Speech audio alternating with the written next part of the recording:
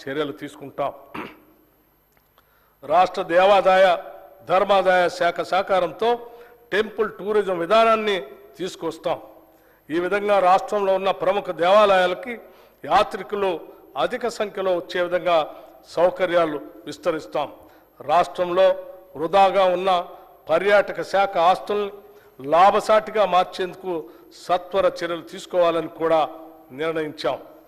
అనువైన అటవీ ప్రాంతాలను ఎంపిక చేసుకొని పర్యావరణ రహితంగా ఉండేలాగా వాటిని పర్యాటక స్థలాలుగా తీర్చిదిద్దుతాం. వాటిని ఐటీ ఇండస్ట్రీతో అనుసంధానం చేస్తాం. ప్రపంచ వారసత్వ సంపదగా గుర్తింపు పొందిన రామప్ప దేవాలయాన్ని పర్యాటకంగా మరింత అభివృద్ధి పరిచేందుకు చర్యలు తీసుకుంటున్నాం.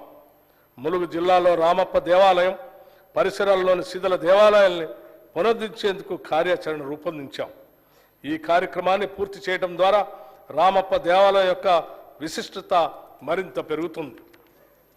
ప్రభుత్వం ఇప్పటికే ప్రకటించిన విధంగా ఇక నుంచి నంది అవార్డుని గద్దర్ అవార్డు పేరుతో చిత్ర మరియు టీవీ కళాకారులకి అందజేయబోతున్నాం. ప్రజా యుద్ధ నౌక గద్దర్ అన్నకు ఇది మేమిచ్చే నివాళి. గద్దర్ అన్నను గౌరవించుకోవటం అంటే తెలంగాణ సంస్కృతిని ప్రగతిశీల భావజాలంతో సమాజాన్ని చైతన్యపరిచే ప్రజా కవుల్ని ప్రజా గాయకుల్ని గౌరవించుకోవటమే.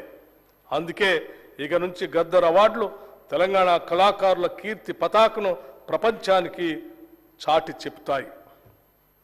రాష్ట్రంలోని వివిధ అసెంబ్లీ నియోజకవర్గాల పరిధిలో సత్వర అభివృద్ధి సాధించేందుకు ప్రజా అవసరాలను గుర్తించి ఎమ్మెల్యేలు ఎమ్మెల్సీలు సంబంధిత మంత్రులు తగిన చర్యలు తీసుకోవడానికి వీలుగా అవసరం మేరకు నిధులు అందుబాటులో ఉంచుతున్నాం.